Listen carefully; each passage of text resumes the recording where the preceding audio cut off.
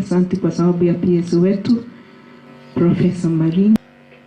Tena tuko na hiyo manipulation yote ya kutumia vijana, machifu wanajua na iko zile steps wanaendelea wakichukua.